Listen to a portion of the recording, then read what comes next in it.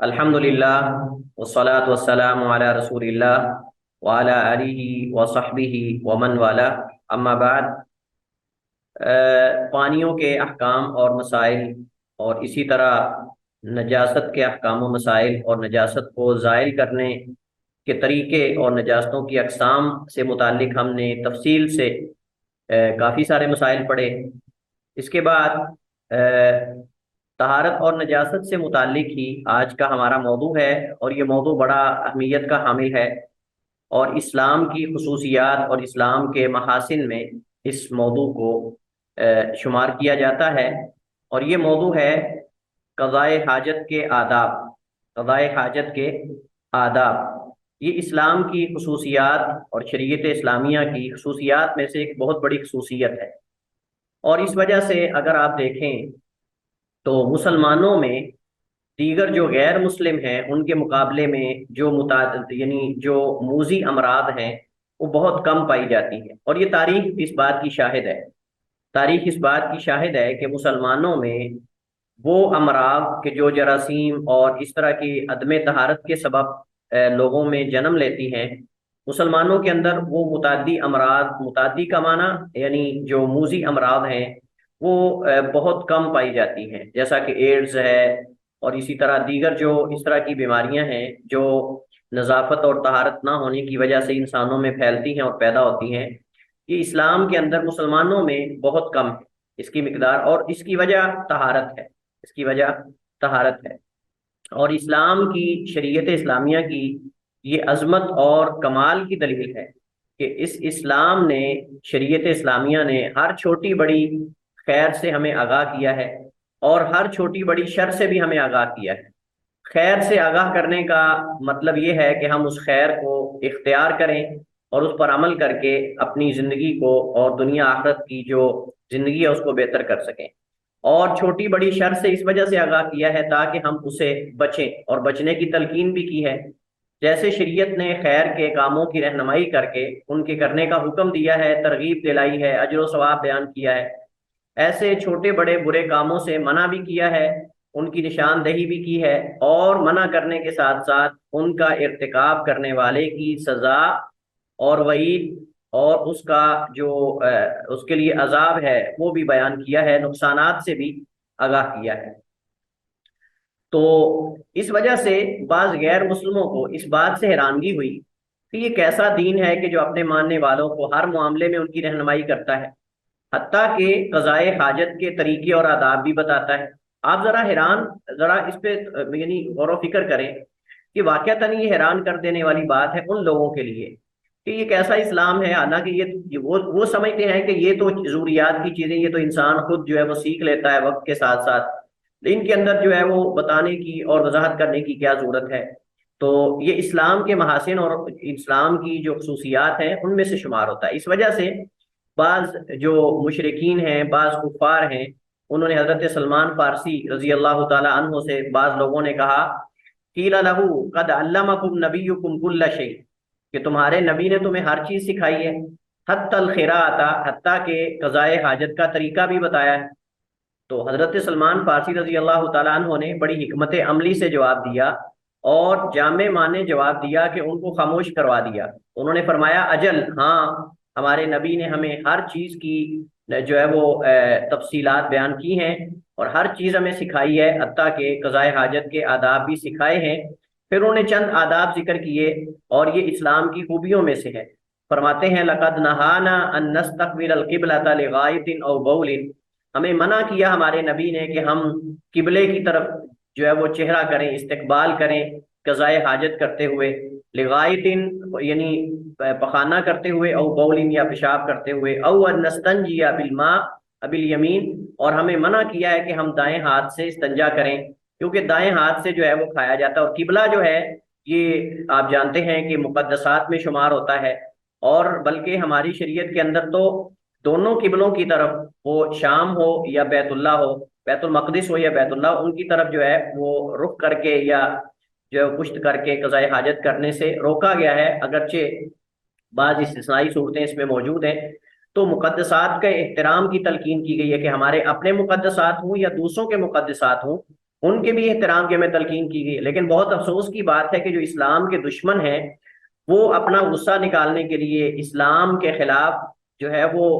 اپنا حسد اور بغض نکالنے کے لیے سب سے پہلے ہمارے مقدسات پہ حملہ کرتے ہیں، ہمارے مقدسات کی توہین کرتے ہیں، ہمارے اسلام میں جو شاعر ہیں ان کی توہین کرنے کی کوشش کرتے ہیں، جبکہ ہمیں تو یہاں تک کہا گیا ہے کہ ان کے معبودوں کو برا بھلا نہ کہو، کہ وہ رد عمل میں آ کے تمہارے معبود کو برا بھلا کہیں گے۔ اسی طرح ہمیں دائیں ہاتھ سے استنجا کرنے سے منع کیا گیا ہے، کیونکہ طب اس بات کی، میڈیکل سائنس اس بات کی تائید کرتی ہے، طب اس بات کی تائید کرتی ہے کہ جب انسان دائیں ہاتھ سے استنجا کرتا ہے تو اس سے ناخنوں کے اندر، ہاتھ کے اندر جراثیم رہ جاتے ہیں۔ دائیں ہاتھ سے جب کھانا کھائے گا تو وہ جراثیم پیٹ کے اندر جائیں گے، معدے کے اندر جائیں گے، اور وہاں سے مختلف قسم کی جو ہے وہ بیماریاں خطرناک جنم لیتی ہیں۔ لیکن ہمیں اس بات سے منع کیا گیا ہے، او ان نستنجی باقل من ثلاثه احجار، تین ڈیلوں سے کم سے ہمیں استنجا کرنے سے منع کیا گیا ہے، کیونکہ تین ڈیلوں سے کم سے جو ہے وہ استنجا کامل نہیں ہوتا اور مکمل نہیں ہوتا، کفایت نہیں کرتا۔ او ان نستنجی برجیع او بعظم، اور اسی طرح ہمیں لید اور ہڈی سے بھی استنجا کرنے سے منع کیا گیا۔ دیکھیں، صرف انسانوں کے حقوق کا خیال نہیں رکھا گیا، بلکہ جو حیوانات اور دیگر مخلوقات ہیں ان کے بھی حقوق کا خیال رکھا گیا ہے، ان کے حقوق کا بھی خیال رکھا گیا ہے تاکہ اس کی توہین نہ ہو۔ اس طرح جیسے میں نے پیچھے ذکر کیا تھا کہ کچھ جنات اللہ کے نبی علیہ الصلوۃ والسلام کے پاس آئے، انہوں نے آ کر یہ شکوہ کیا کہ بنی آدم انسان جو ہیں وہ ہڈی سے استنجا کرتے ہیں، لید سے، اور یہ ہماری خوراک ہے۔ تو نبی علیہ الصلوۃ والسلام نے فرمایا کہ تم اس سے استنجا نہ کیا کرو، کیونکہ یہ تمہارے بھائی جنوں کی خوراک ہے، یہ تمہارے بھائی جنوں کی خوراک ہے، جنات کی خوراک ہے۔ تو دیکھیں کہ اس حدیث کے اندر کتنی یہ بہترین اور عمدہ اور محاسن اسلام پر مبنی جو ہے وہ آداب اسلام پر مبنی یہ حدیث ہے کہ دوسری مخلوقات کے بھی حقوق کا خیال رکھا گیا ہے، اور ان کی بھی جو ہے وہ خوراک اور ان کی جو یعنی ملکیت میں چیزیں ہیں ان پر بھی حملہ کرنے سے روکا گیا ہے۔ تو اس حدیث سے ہمیں یہ پتہ چلتا ہے کہ شریعت کامل اور شامل ہے، شریعت ہماری کامل اور شامل ہے۔ کامل کا مطلب اس کے اندر کسی قسم کا نقص نہیں، اور شامل کا مطلب کوئی چیز اس سے باہر نہیں ہے تو اس کو ایڈ کیا جائے، شامل کیا جائے، ہر چیز کو شامل ہے، یعنی تمام وہ چیزیں جس سے انسانی زندگی مستقیم رہ سکتی ہے، انسانی زندگی قائم ہو سکتی تھی اور انسان کی زندگی اس کے بغیر ممکن نہیں تھی، وہ ساری چیزوں کی اسلام کے اندر وضاحت کر دی گئی ہے۔ قضائے حاجت یہ ہمارا موضوع ہے، قضائے حاجت کے آداب۔ قضائے حاجت سے کیا مراد ہے؟ یہ باب قضا یقضی قضاء سے جو ہے وہ مصدر ہے، جس کا معنی ہے فارغ ہونا، پورا کرنا، منقطع ہونا وغیرہ۔ مختلف قسم کے الفاظ معنی اس کے لیے استعمال ہوتے ہیں اور کیے جاتے ہیں۔ الحاجہ، قضاء الحاجہ، تو یہ قضاء کی اضافت حاجت کی طرف ہے، تو یہاں حاجت اور مراد حاجت و ضرورت اور ہر وہ چیز ہے جس کا انسان محتاج ہے۔ لیکن یہاں قضائے حاجت کنایا ہے پیشاب اور پخانہ کرنے سے، کیونکہ عرب کی عادت تھی کہ وہ کبھی اور ناپسندیدہ الفاظ اور اشیاء کو زبان پر لانے کی بجائے اس کا کنایا استعمال کرتے تھے، ان چیزوں کا کنایا استعمال کرتے تھے، بجائے اس کے کہ وہ واضح طور پر ان الفاظ کو ادا کریں، تو اس کے لیے وہ ایسے الفاظ استعمال کرتے تھے جو کنایا ہوں اور اشارہ ہوں اصل جو افعال ہیں یا اصل چیزیں ان کی طرف۔ یہاں ہم چند ایک جو ہیں وہ آداب ذکر کریں گے اور ان کی تفصیلات احادیث کے ساتھ مدلل انشاءاللہ آپ کے سامنے واضح کی جائے گی، اور یہ انتہائی اہم چیزیں ہیں، توجہ کے ساتھ سنیے گا۔ سب سے پہلے ہمارے پاس قضائے حاجت کے آداب میں صاف ظاہر ہے جگہ کا مسئلہ ہوتا ہے کہ کہاں قضائے حاجت کی جائے۔ تو قضائے حاجت آپ جانتے ہیں کہ یا تو آبادی میں ہوگی یا غیر آبادی میں ہوگی۔ اگر آبادی میں ہو تو باتھ روم میں داخل ہونے سے قبل اس بات کی تسلی کر لینی چاہیے کہ اندر کوئی دوسرا موجود تو نہیں۔ ہمارے ہاں عموماً جو پبلک مقامات ہوتے ہیں وہاں بعض لوگ قضائے حاجت کرتے ہوئے لاک لگانا اور جو ہے وہ اندر سے دروازہ بند کرنے کا اہتمام نہیں کرتے، اسی طرح بیٹھ جاتے ہیں، اور دوسرا صاف ظاہر ہے کہ جب اچانک آ رہا ہے تو اس کو تو نہیں پتا کہ اندر کوئی بندہ ہے یا نہیں۔ تو بہرحال یہ دوسروں کی طرف سے بھی غلطی ہوتی ہے کہ وہ باوجود اس کے کہ جو پبلک مقامات ہوتے ہیں اس کے اندر جو ہے وہ لاک وغیرہ موجود ہوتے ہیں، دروازہ بھی ہوتا ہے، لیکن ان کو اہتمام ہی نہیں کرتے، اور جو آنے والے ہیں وہ بھی اس بات کا اہتمام نہیں کرتے کہ وہ کم از کم جو ہے وہ تھوڑی دیر انتظار کر لیں یا دروازہ نوک کر لیں یا پانی کے کھٹکنے کی آواز کا انتظار کریں۔ بہرحال تو اگر انسان आबादी में कज़ाए हाजत करना चाहता है बाथरूम वगैरह के अंदर, खुसूसन पब्लिक मकामात पे, तो वहां इस बात की तसल्ली कर लेनी चाहिए कि कोई दूसरा अंदर मौजूद तो नहीं। इसके दो तरीके इसके दो तरीके हैं मालूम करने के कि कोई अंदर मौजूद है या नहीं। पहला तरीका ये है कि दरवाजा खटखटाए। दरवाजा खटखटाएगा, अंदर वाला अगर सोया भी हुआ है तो वो कम से कम जाग जाएगा, क्योंकि बाहर लोग कज़ाए हाजत करने के बहाने से नींद ही जाके वहां वाशरूम में पूरी करते हैं। इतनी इतनी देर लगा देते हैं कि बंदा बाहर वाला समझता है कि शायद अंदर को है ही नहीं। तो बहरहाल ये कोई सोने का मुकाम तो नहीं है, लेकिन ये है कि सो जाते हैं लोग बाज, तो हम या पता नहीं कहाँ गहरी सोचों में चले जाते हैं। तो बहरहाल ये है कि वहां कम से कम दरवाजा खटखटाया जाए, ताकि अंदर वाला बंदा अगर सोया है तो जाग जाए, और कम से कम कोई जो है वो आवाज मतलब अंदर से आएगी, साफ ज़ाहिर है। कोई उमूमन ये होता है कि जब कोई बाहर से नोक करता है या कम से कम आने का पता चलता है, तो लोग जो है वो पानी छोड़ देते हैं या कोई ना कोई इशारा देते हैं कि बंदा अंदर मौजूद है। या फिर कुछ देर इंतजार करें, खुसूसन पब्लिक जो बाथरूम्स वगैरह होते हैं वहां कुछ देर इंतजार करके फिर अगर दरवाजा खुला है तो अंदर जाया जाए, क्योंकि बाद लोग बंद ही नहीं करते। खुसूसन जो उम्र रसीदा लोग होते हैं, बड़ी उम्र के लोग होते हैं, वो दरवाजा बंद ही नहीं करते, उसी तरह जाके बैठ जाते हैं। और इसी तरह जिसको ये शुगर वगैरह का मर्ज होता है या पेशाब कसरत से आता है, वो भी साफ है कि अगर दरवाजा बंद करेगा तो वो बंद करते करते बसा औकात उसका पेशाब निकल जाता है, क्योंकि ये बीमारी होती है। तो बहरहाल हमें अदब ये है कि हम कम से कम अंदर किसी की मौजूदगी को यकीनी कर लें कि अंदर कोई है या नहीं। अब मसला जो है वो दाखिल होने का है कि जब आपने बैतुल खला में दाखिल होना है तो पहले आपने कौन सा कदम आगे रखना है। इसके लिए उसूल ये है कि मस्जिद में दाखिल होने का जो तरीका है उसके बरक्स बैतुल खला में दाखिल हुआ जाएगा। मस्जिद में जो दाखिल होने का तरीका है उसके बरक्स यानी उसके अपोजिट, उसके उलट जो है वो दाखिल हुआ जाएगा। मस्जिद चूंकि अल्लाह ताला की रहमत और अल्लाह ताला की बरक़ात के नुज़ूल का मकान है और जगह और बाबरकत मुकाम है, सबसे बेहतरीन अल्लाह ताला के यहाँ महबूब तरीन मुकाम ये मसाजिद हैं, अल्लाह ताला के घर हैं। और जो बैतुल खला है, चूंकि ये जिन्नात और ये इस तरह की चीज़ों का बसेरा होता है वहाँ, और इसी तरह ये कबीह तरीन मुकाम है जहाँ गिलाज़त वगैरह होती है, तो इस वजह से दोनों में दाखिल होने का तरीका मुख्तलिफ होगा। दोनों में दाखिल होने का तरीका मुख्तलिफ होगा। तो बैतुल खला में दाखिल होते वक्त अपना बायां पांव आगे और दायां पीछे रखे, और निकलते वक्त दायां आगे और बायां पीछे।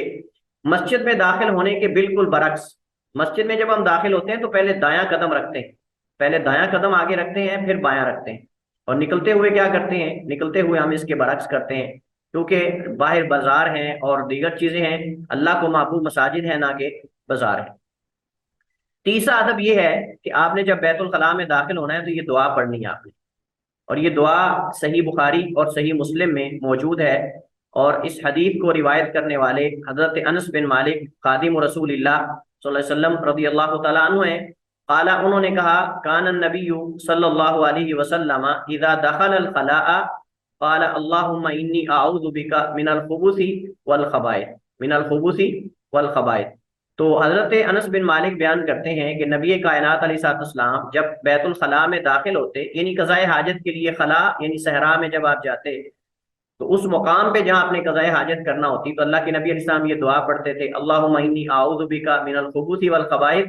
कि अल्लाह मैं तेरी पनाह में आता हूँ खबीथ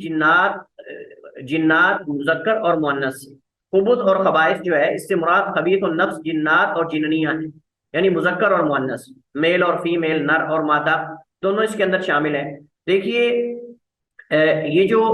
खबीथ और नफ्स यानी जिन्नात हैं, ये खबासत जो है वो इंसानों के अंदर भी हो सकती है, जिन्नात के अंदर भी हो सकती है। इस वजह से कुरान करीम में मिनल जिन्नति वन्नास, मिनल जिन्नति वन्नास, जिन्नात में से वो जो है वो शर पसंद हूँ या इंसानों में से वो शर पसंद हूँ। तो देखिए आप अल्लाह ताला की पनाह मांगते, चूंकि अमूमन जो खबीथ जिन्नात होते हैं, जो इंसानों को अजियत देते हैं और इंसानों को तकलीफ देते हैं,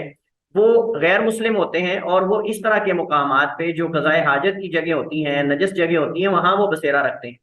इस वजह से हमें ये तलकीन की गई कि हम अल्लाह की पनाह मांग के दाखिल हों, ताकि हम उनके अटैक से, उनके किसी किस्म के नुकसान से बच सकें। और मैं आपको बताऊं कि ये जो दुआएं हैं, ये जो अज़कार हैं जो हमें सिखाए गए हैं, जो हमें बताए गए हैं, इसका सबसे बड़ा फायदा ये होता है कि मुसलमान अपने आप को सेव कर लेता है। आप देखें کہ اگر آپ اپنی حفاظت چاہتے ہیں، آج کل دور حاضر میں اگر کوئی بندہ کسی دشمن سے اپنی حفاظت چاہتا ہے، اس کو کتنے پیسے لگا کر سیکیورٹی رکھنا پڑتی ہے. سیکیورٹی کے لیے اس کو 10 بندے، 5 بندے، 2 بندے اسپیشل جو ہے وہ اس کے گارڈ رکھے جاتے ہیں، ان کو منتھلی تنخواہ دیتا ہے، ان کا کھانا پینا، پھر ان کی گاڑیوں کے اخراجات، یہ ساری چیزیں ہوتی ہیں. لیکن سبحان اللہ، اللہ تعالیٰ نے ہمیں ایک ایسا نظام دیا ہے کہ اس نظام کے ذریعے ہم خبیث جنوں سے اور خبیث انسانوں سے ہم محفوظ ہو سکتے ہیں. اور وہ ہیں صبح و شام کے اذکار، اور جو مخصوص اوقات کے مخصوص مقامات کے اذکار اور دعائیں ہیں. اگر ایک مسلمان ان کا اہتمام کر لیتا ہے تو وہ ایک حد تک بلکہ بہت زیادہ اپنے آپ کو سیو کر. مثلا نبی کریم علیہ الصلوۃ والسلام نے فرمایا کہ جو بندہ یہ دعا پڑھتا ہے، بسم اللہ الذی لا یضر مع اسمہ شیء فی الارض ولا فی السماء وهو السمیع العلیم، اگر صبح پڑھ لیتا ہے تو شام تک اسے کچھ نقصان نہیں پہنچا سکتی، اگر شام کو پڑھ لیتا ہے تو صبح تک اسے کچھ نقصان نہیں پہنچا سکتی. اس کے علاوہ اور کئی ایک جو ہیں وہ نبی کریم علیہ الصلوۃ و تسلیم نے ہمیں دعائیں بتائی ہیں کہ جن کو پڑھنے سے ہم اپنے آپ کو محفوظ کر سکتے ہیں. اور میں آپ کو بتاؤں کہ جو لوگ ماہرین ہیں جنات نکالنے کے یا جنوں کا جو کاروبار کرتے ہیں، کاروبار کا مطلب یہ ہے کہ وہ جنات نکالنے کا کام کرتے ہیں اور عامل ہیں، تو روحانی عامل جن کو کہتے ہیں، ان میں سے بہت سارے لوگوں نے واقعات یہ درج کیے ہیں، جنات سے انٹرویو لیے ہیں. تو جنات سے پوچھا گیا کہ تم زیادہ تر جو ہے وہ کن مقامات پہ جا کر انسانوں پر اٹیک کرتے ہو؟ تو انہوں نے کہا کہ ہم بیت الخلاء میں جب لوگ جاتے ہیں، خصوصاً جب مسلمان جو نمازی ہے اور باوضو رہتا ہے، ان کے لیے سب سے مشکل اس پہ حملہ کرنا ہے جنات کے لیے. انہوں نے باقاعدہ یہ انٹرویو میں یہ چیز باتیں ذکر کی کہ ہمارے لیے سب سے مشکل مرحلہ وہ ہوتا ہے کہ جب ہمیں کسی مومن مسلمان نمازی کو تکلیف پہنچانے کا کہا جاتا ہے اور اس پہ اٹیک کرنے کی ذمہ داری دی جاتی ہے، تو ہمارے لیے موقع پانا بڑا مشکل ہو جاتا ہے، کیونکہ یا وہ نماز میں ہوتا ہے، یا باوضو ہوتا ہے، یا دعائیں پڑھتا رہتا ہے. تو محض ایک جو مقام جہاں ان کے لیے موقع ہوتا ہے وہ بیت الخلاء ہے. بیت الخلاء میں اگر وہ دعا پڑھنا بھول گیا ہے تو اللہ تعالیٰ بسا اوقات وہ تقدیر کے موافق ہو جاتا ہے وہ وقت، تو وہ جنات اس کو وہاں بیت الخلاء میں اس کو چمٹ جاتے ہیں، اس کو نقصان دیتے ہیں اور اس میں داخل ہو جاتے ہیں. اور ایسا واقعہ موجود ہے، ایک عورت کے بارے میں کہا جاتا ہے کہ ایک عورت کو اس کے کسی دشمن نے جادو کیا، تو جنات نے انٹرویو دیا، جب ان کو مطلب حاضر کیا گیا، انہوں نے کہا کہ اس عورت کو ہم نے کئی سالوں سے جو ہے وہ اس پہ حملہ کرنے کی کوشش کر رہے ہیں، لیکن یہ بیت الخلاء میں جاتے ہوئے بھی دعا پڑھتی تھی، سوتے ہوئے بھی، اور اکثر ذکر و اذکار میں اپنا وقت صرف کرتی تھی، ہمیں موقع نہیں ملتا تھا. تو ایک دن یہ بیت الخلاء میں داخل ہوئی لیکن دعا پڑھنا بھول گئی، ہمیں موقع مل گیا اور ہم اس میں داخل ہو گئے. یہ جنات کے انٹرویوز ہیں اور ان کی باتیں ہیں جو انہوں نے انسانوں کے ساتھ، عاملین کے ساتھ شیئر کی ہیں. اس سے پتہ چلتا ہے کہ نبی کائنات علیہ الصلوۃ والسلام رحمت للعالمین ہے، اور آپ نے ہمیں یہ جو دعائیں سکھائی ہیں یہ ہماری حفاظت کے لیے. اللہ تعالیٰ کی ذات کو اس کا کوئی فائدہ نہیں ہے، یہ ہمارے فائدے کے لیے، ہماری سیفٹی کے لیے اور ہماری حفاظت کے لیے. اس وجہ سے ہمیں اس چیز کا اہتمام کرنا چاہیے. اور اس کے بعد نبی کریم علیہ الصلوۃ والسلام جب بیت الخلاء سے نکلتے تو اللہ کے نبی علیہ الصلوۃ والسلام جو ہیں وہ یہ دعا پڑھتے تھے، جیسے حضرت عائشہ ام المومنین رضی اللہ تعالی عنہا سے روایت ہے، فرماتی ہیں ان النبی صلی اللہ علیہ وسلم کان اذا خرج من الغائط قال غفرانک. جب اللہ کے نبی علیہ الصلوۃ والسلام قضائے حاجت سے نکلتے، غائط کا معنی یعنی قضائے حاجت سے یا بیت الخلاء سے نکلتے، تو قال غفرانک، آپ فرماتے تھے غفرانک، اے اللہ تیری بخشش اور تیری مغفرت کا، اے اسأل غفرانک، اسأل غفرانک، اے اللہ میں تیری بخشش کا طالب ہوں، تیری مغفرت کا طالب ہوں. یہاں سوال یہ ہے کہ بیت الخلاء سے نکلتے وقت اللہ تعالیٰ کی غفران کیوں طلب کی جاتی ہے؟ بیت الخلاء سے نکلتے وقت اللہ تعالیٰ کی غفران اور بخشش کیوں طلب کی جاتی ہے؟ یہ سوال بڑا علمی ہے، اور آپ میں سے کون اس کا جواب دے گا؟ السلام علیکم سر. وعلیکم السلام جی. سر یہ وجہ ہو سکتی ہے کہ جو وقت اللہ کی یاد سے غافل گزرا اس کی وجہ سے جو ہے وہ مغفرت طلب کی جاتی ہو. جو وقت اللہ تعالیٰ کی یاد سے غفلت میں گزرا، مطلب کہ اس ٹائم پہ یاد سے یعنی غفلت میں گزرا، اس کی بخشش طلب کی جاتی ہے کہ میں اتنے وقت میں تیرا ذکر نہیں کر سکا. چلیے یہ ایک توجیہ ہے، بعض علماء نے یہ ذکر کی ہے، لیکن راجح یہ نہیں. کون آپ میں سے اور بتائے گا؟ استاد جی، یہ بھی تو ہوتا ہے نا کہ جیسے ہمیں وضو کرنے کی عادت ہوتی ہے تو ہم وضو کرتے ہوئے بسم اللہ پڑھتے ہیں، تو باتھ روم میں اللہ کا ذکر نہیں کرنا چاہیے. تو اس طرح کوئی بھی کلمات اکثر جو عادت ہوتی ہے تسبیح کرنے کی یا کچھ بھی، تو وہ منہ سے نکل جائے تو اس پہ اللہ تعالیٰ سے بخشش مانگنا. بن سکتی ہے تو جی، لیکن مناسب نہیں ہے. اور کوئی؟ شیخ طہارت حاصل کرنے میں کوئی کمی رہ جائے یا کوئی ناپاکی لگ جائے تو اس کے لیے، اس سے مغفرت کے لیے۔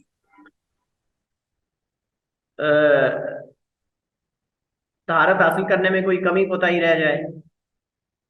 جی شیخ، کسی قسم کی اگر ناپاکی باقی رہ بھی جائے تو اس کے لیے پھر۔ نہیں، میرے خیال میں یہ تو جی آپ نے اچھی کوشش کی ہے، استدلال اچھا ہے، لیکن یہ بھی مناسب نہیں ہے۔ چلیے خیر، بہرحال آپ نے اچھی ٹرائی کی سب نے، اور بہت خوشی ہوئی کہ آپ لوگ کم از کم غور و فکر کرتے ہیں۔ دیکھیے ابن قیم رحمۃ اللہ علیہ نے بڑی پیاری بات کی، اور یہ آپ میرے ساتھ رہیے گا، یہ بڑی بہترین یہ نقطہ ہے۔ نبی کریم صلی اللہ علیہ وسلم ایک دفعہ کھجور کا جو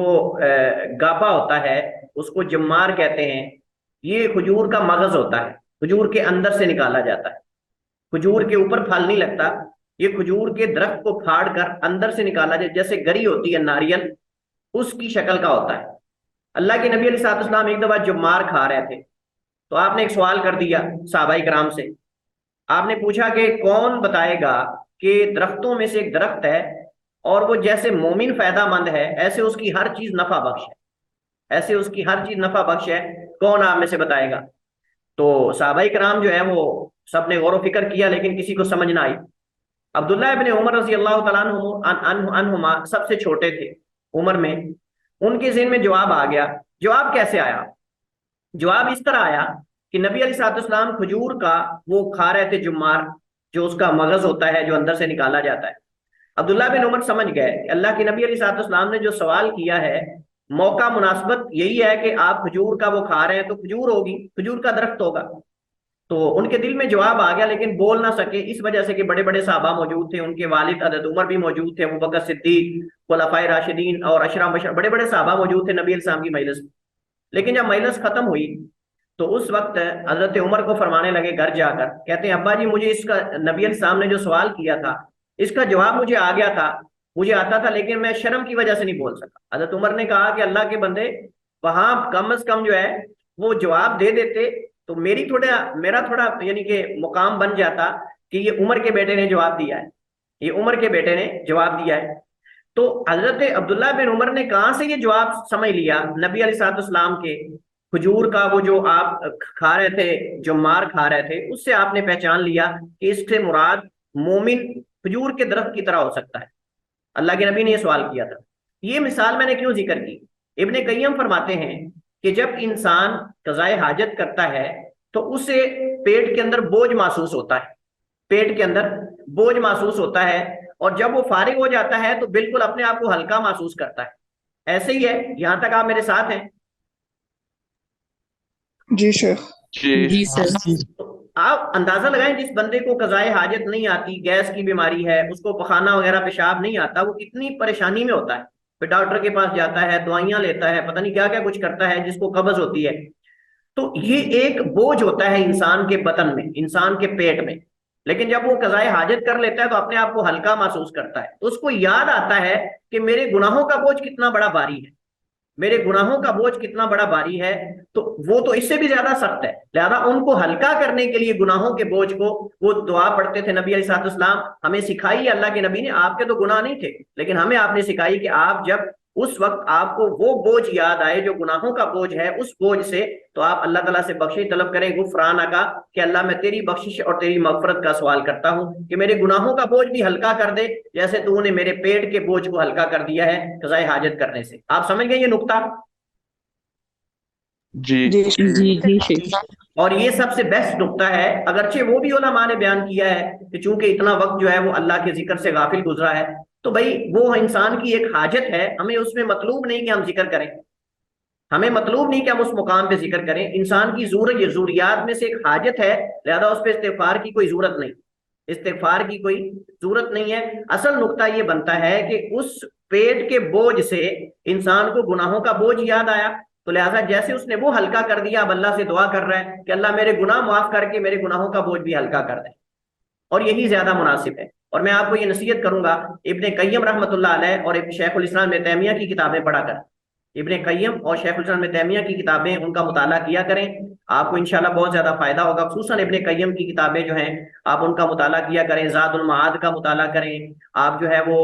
کتاب الفوائد کا مطالعہ کریں، فوائد الفوائد کا مطالعہ کریں، آپ جو الداء والدواء ہے اس کا مطالعہ کریں، آپ طب نبوی ابن قیم کی کتاب ہے اس کا مطالعہ کریں. اس طرح کی بہت ساری کتابیں ابن قیم کی ہیں، لیکن میں آپ کو نصیحت کروں گا سب سے پہلے آپ جو ہے دو کتابوں کا مطالعہ کریں. ایک الداء والدواء ہے، دل کی بیماریاں، جو بندہ عشق میں مبتلا ہو جائے، اس طرح کے مرض میں مبتلا ہو جائے، یا کسی اور مطلب دل کا مسئلہ ہو، یعنی پریشانیاں ہیں، وسوسات ہیں، اور دین سے مطلب دل نہیں جڑ رہا، اس کو چاہیے کہ یہ کتاب الداء والدواء جو ہے یہ کتاب پڑھے. اور نبی علیہ السلام کی سیرت، آپ کے طریقے، سونے کا طریقہ، اٹھنے کا طریقہ، آپ کی سواریوں کے نام، آپ کی تلوار کے نام، آپ کے گھوڑوں کے نام، اور یہ ساری تفصیلات نبی علیہ السلام کے مختلف جو سفر اور حضر اور آپ کے معمولات ہیں، اس کے بارے میں زاد المعاد جو کتاب ہے اس کا مطالعہ کریں. بہت عمدہ کتاب ہے اور بہت جامع اور معنی کتاب ہے. اور مزے کی بات یہ کہ یہ علامہ ابن القیم نے سفر میں لکھی تھی اپنے حافظے سے.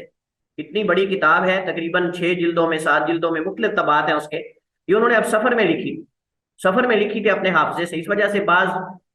حوالہ جات میں احادیث کے وہ تھوڑی مطلب غلطیاں ہیں، لیکن ان کی تعلیقات اور تحقیقات میں علماء نے وضاحت کر دی ہے. بہرحال بہت بہترین کتاب ہے، آپ ابن قیم کی کتابوں کا مطالعہ کیا کریں، شیخ الاسلام ابن تیمیہ کی کتابوں کا، انشاءاللہ بہت زیادہ آپ کو فائدہ ہوگا.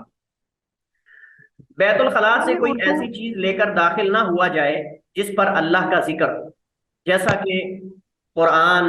یا قرآنی آیات اور مسنون دعائیں وغیرہ، ان سے بچنا چاہیے. اس کی کیا دلیل ہے؟ حضرت انس بن مالک رضی اللہ عنہ، اگرچہ حدیث ضعیف ہے لیکن چونکہ آداب سے متعلق ہے تو یہ ادب واقعتاً ہی مطلوب بھی ہے.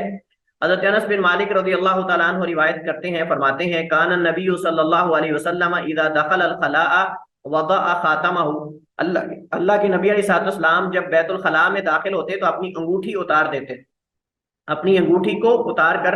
رکھ دیتے تھے، پھر آپ قضائے حاجت کرتے تھے اور پھر آ کر پہن لیتے تھے. کون آپ میں سے بتائے گا کہ انگوٹھی اتارنے کا مقصد کیا تھا؟ کیا اس پہ لکھا ہوا تھا؟ اس پہ اللہ محمد رسول، اللہ کا نام لکھا ہوا تھا، محمد رسول اللہ یہ لکھا ہوا تھا. اور آپ جب خط و کتابت کرتے تھے تو اس پر وہ مور لگاتے تھے، اس پر محمد رسول اللہ لکھا ہوا تھا. آپ جب خط و کتابت کرتے تھے، خطوط وغیرہ لکھتے تھے مختلف بادشاہوں کو یا کسی کو بھیجتے تھے، تو آپ وہ لکھ کر نیچے جو ہے وہ آپ اس خاتم کو، اس مہر کو لگاتے تھے. تو اس پر چونکہ ذکر لکھا ہوا تھا، اللہ تعالیٰ کا نام تھا، تو اس وجہ سے آپ اتار دیتے. یہ حدیث ضعیف ہے لیکن اس پر عمل موجود ہے، اس پر عمل موجود ہے. اور یہ ادب ہے چونکہ آداب میں سے کہ جو مقدسات ہیں، جو قرآن ہے، اذکار ہیں، مسنون دعائیں ہیں، ان کو واش روم میں لے کر نہیں جانا چاہیے. اب یہاں جب ہم یہ مسئلہ پڑھتے ہیں تو اکثر طلباء جو ہیں ان کے ذہن میں سوال اٹھتا ہے کہ جو موبائلز وغیرہ ہیں، موبائل کے اندر ایپس ہوتی ہیں، قرآن کی، حدیث کی، دعاؤں کی، مختلف قسم کی ایپس ہوتی ہیں، بلکہ پوری پوری حدیث کی کتابیں اور لائبریریز ہوتی ہیں موبائلز کے اندر، تو کیا ان کو لے جا سکتے ہیں؟ تو یہ جو موبائلز وغیرہ ہیں ان کو واش روم کے اندر لے جانے میں کوئی حرج نہیں، کیونکہ جب یہ چلاتے ہیں تو ان کا حکم قرآن کا ہے. جب یہ چلاتے ہیں ایپس، آپ نے ایپ چلائی، اب جب چل گئی ہے تو اس کا قرآن کا حکم ہے. لیکن جب آپ نے ایپ کو بند کر دیا تو یہ قرآن کے حکم سے خارج ہے، کیونکہ یہ بالکل ایسے ہے جیسے ایک بندے کے سینے کے اندر قرآن ہے، جیسے ایک بندے کے سینے کے اندر قرآن، حافظ قرآن ہے. تو کیا خیال، حافظ قرآن کو پھر واش روم میں نہیں جانا چاہیے، قضائے حاجت نہیں کرنی چاہیے؟ وہ پوشیدہ ہے، مخفی ہے. اسی طرح موبائل ہے، موبائل کے اندر اگر آپ اس کو جب تک اوپن نہ کریں ایپ کو، وہ آپ کے سامنے قرآن نہیں آتا. تو یہ ڈیجیٹل جو قرآن کریم ہوتے ہیں یا جو اس طرح کی ایپس وغیرہ ہوتی ہیں، وہ یعنی اگر بند کر دیں تو چھپ جاتی ہیں، اگر آپ اس کو اوپن کرتے ہیں تو اوپن ہو جاتی. لہٰذا اگر اوپن ہے قرآن کریم کی ایپ، پھر آپ لے کر اس کو نہ داخل ہوں. اگر آپ نے اس کو بند کر دیا موبائل کو، بس وہ بند ہو گیا، وہ قرآن کے حکم سے خارج ہو گیا. اس وجہ سے بعض علماء نے، انشاءاللہ آگے یہ مسائل ہمارے ساتھ آئیں گے کہ کیا حائضہ عورت جو ہے وہ قرآن کریم کی جو تلاوت ہے وہ ایپ سے کر سکتی ہے، موبائل سے کر سکتی ہے کہ نہیں. انشاءاللہ وہاں ہم اس مسئلے کی جو ہے وہ وضاحت تفصیل کے ساتھ کریں گے. لیکن یہاں مسئلہ یہ ہے کہ قرآن کریم کے اندر جو ایپس وغیرہ ہوتی ہیں، اگر موبائل کے اندر اگر وہ بند ہے تو اس کا حکم جو ہے وہ قرآن والا نہیں ہے اور نہ ذکر و اذکار والا ہے. باقی اس طرح کی جو یعنی ورکی صورت میں ہوتی ہیں دعائیں اذکار وغیرہ، ان کو باہر رکھ کے ہمیں جو ہے وہ اندر داخل ہونا چاہیے، اور یہی اصل میں ادب ہے، کیونکہ جو ہے وہ بیت الخلاء اور غسل خانے کے اندر جو ہے وہ ذکر کرنے سے منع کیا گیا ہے، تو صاف ظاہر ہے کہ ذکر لے جانے سے بھی ہمیں جو ہے وہ گریز کرنا چاہیے اور بچنا چاہیے۔ چھٹا ادب یہ ہے کہ لوگوں سے چھپنا اور ارد گرد کے لوگوں سے دور چلے جانا، یہ چھٹا ادب ہے، یعنی آپ لوگوں سے چھپنے کی کوشش کریں، یہ آبادی میں ہو یا غیر آبادی میں۔ ہمارے ہاں عموماً دیہاتوں میں لوگ اس کا اہتمام نہیں کرتے، وہ کیا کرتے ہیں، دروازے کے آگے کپڑا لٹکا دیتے ہیں، کپڑا پھٹا ہوا ہوتا ہے، کوئی تنکوں کا بنا ہوا دروازہ لگا دیتے ہیں، اندر سے جو ہے وہ جیت پڑ رہی ہوتی ہے، سوراخ نظر آ رہے ہوتے ہیں، اور بعض اوپر واش روم کی چھت ہی نہیں ہوتی، اگر کوئی دوسرا اپنے گھر پہ چڑھا ہوا ہے چھت پہ تو سارا اسی طرح نظر آ رہا ہوتا ہے۔ تو ہمیں کوشش کرنی چاہیے کہ یہ مسلمان ہیں ہم، اور ان آداب کو ہمیں اپنانا چاہیے، دیگر غیر مسلموں سے ہمارا فرق ہونا چاہیے۔ آج کل یورپ کے اندر آپ دیکھیں جا کے، وہاں جگہ جگہ کھڑے ہو کر پیشاب کرنے کی جگہ بنی ہوئی، ایک دوسرے کے ساتھ کھڑے ہو کے پیشاب کر رہے ہوتے ہیں، اللہ نہ کرے اگر کسی کی نظر دائیں پڑ جائے بائیں پڑ جائے تو ساری ستر اور شرمگاہ سب کچھ نظر آ رہی ہوتی ہے، کھڑے ہو کے ایک دوسرے کے ساتھ ساتھ پیشاب کر رہے ہیں، آگے والا اس ادھر منہ کر کے کر رہا ہے اور یہ والا اس کی طرف منہ کر کے کر رہا ہوتا ہے، بڑی عجیب و غریب کیفیت ہوتی ہے۔ تو یہ مسلمانوں کے اندر یہ چیز عام نہیں ہونی چاہیے۔ ہمارے اندر ہمارے نبی نے جو ہمیں طریقہ بتایا ہے وہ چھپنے کا ہے، لوگوں سے بہت دور چلے جانے کا ہے۔ اگر آپ آبادی میں کرنا چاہتے ہیں تو چھپ کے کریں، جتنا زیادہ پردہ ہو اتنا زیادہ ہمیں، اور اگر دور جانا چاہتے ہیں تو وہاں چلے جائیں جہاں دائیں بائیں کوئی جو ہے وہ پھرنے والا یا گزرنے والا نہ ہو۔ عموماً دیہاتوں کے اندر دیکھا گیا بعض بڑی عمر کے لوگ روڈ کے پاس ہی بیٹھ جاتے ہیں، منہ دوسری طرف کر کے روڈ پہ بیٹھ جاتے ہیں، روڈ کے پڑوس میں بیٹھ جاتے ہیں۔ آج کل تو چلے واش رومز بن گئے، لیکن جب ہم چھوٹے چھوٹے ہوتے تھے تو ہم نے دیکھا تھا کہ لوگ باہر جاتے تھے، خواتین باہر جاتی تھی۔ اور میں یہ آپ کو بتا دوں کہ یہ آداب بڑے اہم ہیں، آگے کچھ مسئلے آ رہے ہیں کہ کیا قضاء حاجت کے دوران گفتگو کر سکتے ہیں کہ نہیں۔ آپ کو یاد ہوگا کہ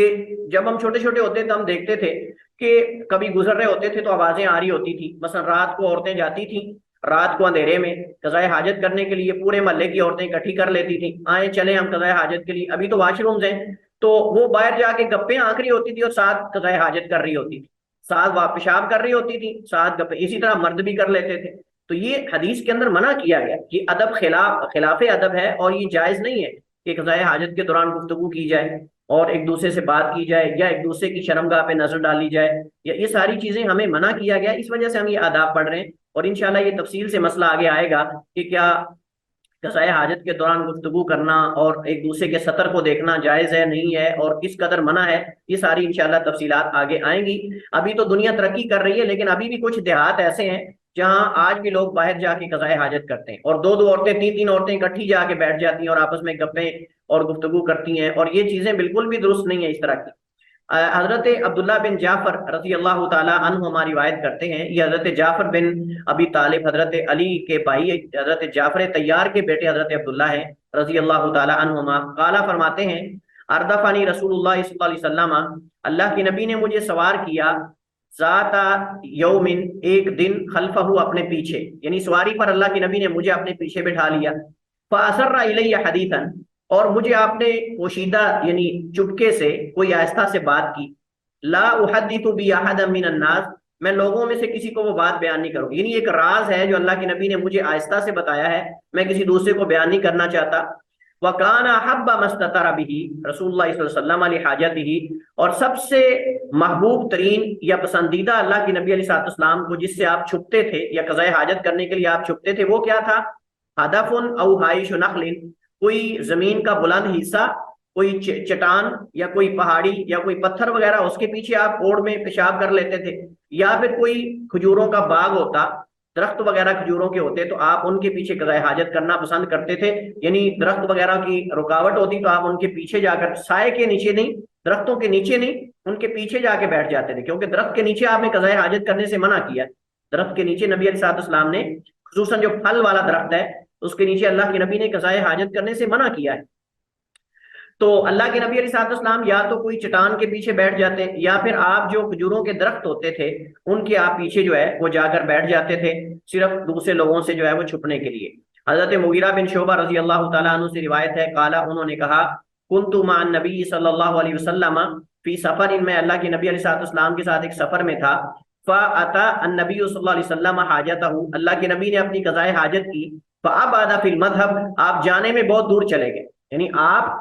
قضائے حاجت کرنے کے لیے بہت دور چلے گئے، اب آدھا دور چلے گئے، فی المذہبی جانے میں، مطلب آپ بہت دور تک چلے گئے ہم سے، اور دور جا کے آپ نے قضائے حاجت کی، کیونکہ قریب قریب لوگ کوئی بھی آ سکتے ہیں، آپ کو لگتا ہے کہ لوگ نہیں، لیکن صاحب کہ جب آبادی کے قریب بیٹھیں گے تو کوئی بندہ بھی اچانک نکل سکتا ہے، کوئی سواری پہ نکل سکتا ہے، یا کوئی ویسے اپنی ضروریات کے لیے، آبادی سے تو لوگ نکلتے ہی رہتے ہیں، تو بہت دور چلے جانا چاہیے، یہ حدیث کا مطلب ہے۔ قضائے حاجت کی جگہ یا زمین کے قریب ہونے سے قبل اپنی شرمگاہ سے کپڑا نہ اٹھایا جائے،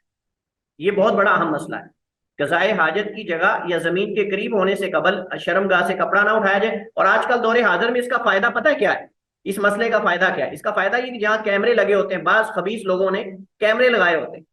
واش روم کے اندر، اس طرح کے مقامات پہ، پبلک مقامات پہ لوگوں کی ویڈیوز بنانے کے لیے، ان کو بلیک میل کرنے کے لیے بعض لوگوں نے خفیہ کیمرے لگائے ہوتے ہیں۔ تو اس کا فائدہ یہ ہے کہ آپ جب بالکل نیچے قریب واش روم کے پہنچ جائیں گے پھر کپڑا اٹھائیں، تاکہ اگر کوئی اوپر لگا بھی ہوا ہے تو کم از کم یہ کہ آپ کا جو ہے وہ سطر اور یہ چیز محفوظ رہے۔ حضرت عبداللہ ابن عمر رضی اللہ تعالیٰ عنہما، اور اس طرح اگر کوئی دائیں بائیں دیکھ بھی رہا ہو تو کم از کم اگر آپ بالکل زمین کے قریب جا کے کپڑا اٹھاتے ہیں تو وہ آپ کا سطر نہیں دیکھ سکتا۔ حضرت عبداللہ ابن عمر رضی اللہ تعالیٰ عنہما سے روایت ہے، وہ بیان کرتے ہیں ان نبی صلی اللہ علیہ وسلم کان اذا اراد حاجتا، جب اللہ کے نبی قضائے حاجت کا ارادہ فرماتے، لا يرفع ثوبہ، نہیں اٹھاتے تھے اپنے کپڑے کو، حتی یدنو من الارض، حتیٰ کہ زمین کے بالکل قریب ہو جاتے، حتیٰ کہ زمین کے بالکل قریب ہو جاتے، پھر آپ اپنا کپڑا اٹھاتے تھے۔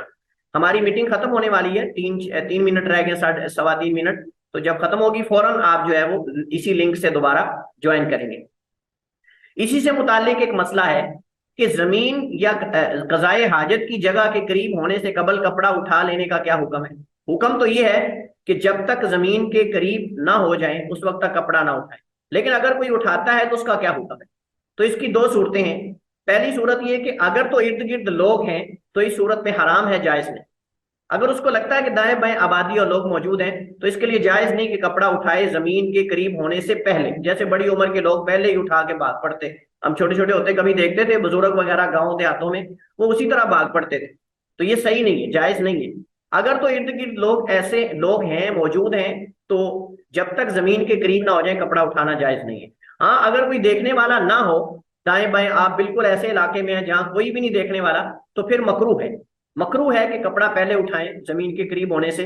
افضل یہ ہے، بہتر یہ ہے کہ آپ بالکل جب زمین کے قریب ہو جائیں پھر کپڑا اٹھائیں۔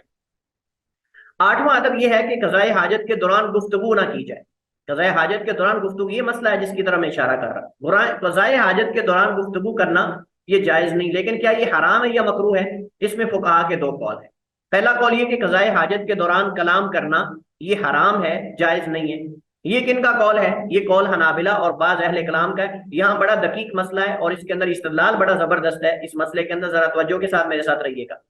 ان کی دلیل جو کہتے ہیں کہ قضائے حاجت کے دوران گفتگو کرنا جائز نہیں، حرام ہے، ان کی دلیل حضرت عبداللہ ابن عمر رضی اللہ عنہما کی حدیث ہے۔ وہ بیان کرتے ہیں ان رجلا مر ورسول اللہ صلی اللہ علیہ وسلم یقول، ایک آدمی گزرا اور اللہ کے نبی علیہ السلام پیشاب کر رہے تھے، اللہ کے نبی علیہ السلام قضائے حاجت فرما رہے تھے، فسلم، اس نے آپ کو سلام کہا۔ اس کا مطلب یہ ہے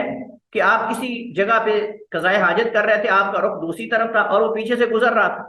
تو اس نے آپ کو سلام کہا، فسلم، اس نے سلام کہا، فلم یرد علیہ، آپ نے اس کا جواب نہ دیا، آپ نے اس کا جواب نہ دیا۔ اسے امام مسلم نے روایت کیا۔ وجہ استدلال اس حدیث سے یوں ہے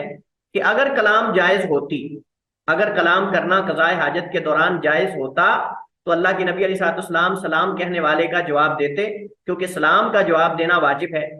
سلام کہنا تو سنت ہے لیکن سلام کا جواب دینا واجب ہے۔ اس کی وجہ یہ ہے کہ اگر آپ سلام کا جواب نہیں دیتے تو ہو سکتا ہے سلام کہنے والا آپ کو کافر سمجھ رہا کہ یہ تو مسلمان ہی نہیں، یا آپ سے وہ سمجھے کہ آپ اس سے لڑے ہوئے ہیں یا آپ کو اس سے کوئی دشمنی اور عداوت ہے۔ سلام کا معنی کیا ہے؟ السلام علیکم، یعنی میری طرف سے آپ مطمئن رہیں اور سلامتی میں رہیں، اور میری طرف سے آپ کو کوئی نقصان نہیں پہنچنے والا، اللہ کی سلامتی ہو آپ کا۔ اور اگر آگے سے کوئی جواب نہیں تھا، اس کا مطلب یہ ہے کہ یا تو اس پہ حملہ کرنا چاہتا ہے، یا اس کے خلاف کوئی مطلب کہ کوئی رد عمل دکھانا چاہتا ہے، یا وہ ہے ہی مسلمان ہی نہیں، یا اس وجہ سے ہمیں اسلام کا جواب دینا چاہیے تاکہ دوسرا غلط فہمی میں مبتلا نہ ہو جائے، اس کے دل کے اندر شکوک و شبہات پیدا نہ ہو کہ پتہ نہیں اس نے کیوں نہیں میرے اسلام کا جواب دیا، مجھ سے ناراض ہے یا مسلمان بھی ہے کہ نہیں، یا مجھے یہ مسلمان سمجھتا ہے کہ نہیں۔ تو پہلا قول حرمت کا ہے اور اس کے لیے دلیل انہوں نے صحیح مسلم کی حدیث پیش کی. دوسرا قول کراہت کا ہے، کہتے ہیں کہ قضائے حاجت کے دوران گفتگو کرنا یہ مکروہ ہے، اور انہوں نے گزشتہ حدیث کو جو ہے وہ کراہت پہ معمول کیا ہے. یہ قول جمہور فقہائے کرام کا ہے. ان کی دلیل کیا ہے؟ ان کی دلیل گزشتہ حدیث کے بعض الفاظ میں ہے کہ جب اس بندے نے نبی علیہ الصلوۃ والسلام کو سلام کہا، اللہ کے نبی علیہ السلام قضائے حاجت فرما رہے تھے، آپ نے جواب نہیں دیا، بعد میں آپ نے جو ہے وہ دیوار پر ہاتھ مارے اور آپ نے جو ہے وہ تیمم کیا اور آپ نے جا کر اس بندے کے جو ہے وہ سلام کا جواب دیا اور آپ نے فرمایا انی کرہت ان اذکر اللہ عز وجل الا علی طہر، کہ بے شک میں نے ناپسند سمجھا کہ میں اللہ کا ذکر کروں مگر یہ کہ میں طہارت میں،